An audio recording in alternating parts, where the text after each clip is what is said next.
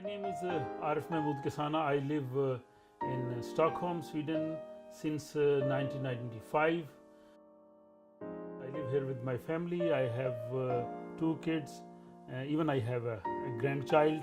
I work at Karolinska Institute. It's a world famous medical university in medical research.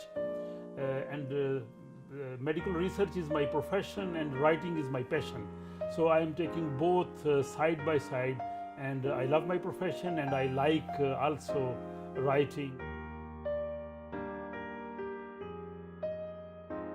We moved in 1995 from Pakistan to Sweden. I think it was 19th March 1995 when we landed at Arlanda, and when from the window I saw this landscape. So there was only forest, there was water, there was snow, bit snow. So I was scared. So we are going in this country.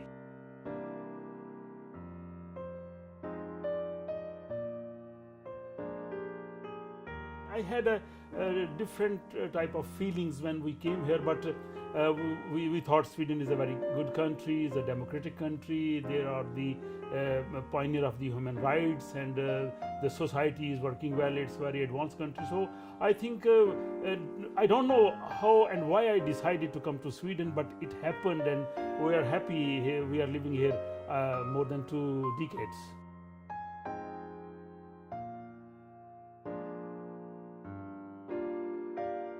I wrote a book for the children, delightful stories. I was asked from some children to some questions. You know, when the children they migrate from the other society into the Europe and they live in this society, so they have different things. They the different culture, different customs, different environment, different educational system, and they, naturally they put questions to their parents, and sometimes the parents are not able to reply the questions. We need here integration. We need here tolerance. We have to teach our kids that they should be a very useful citizen of this society and everywhere they are living.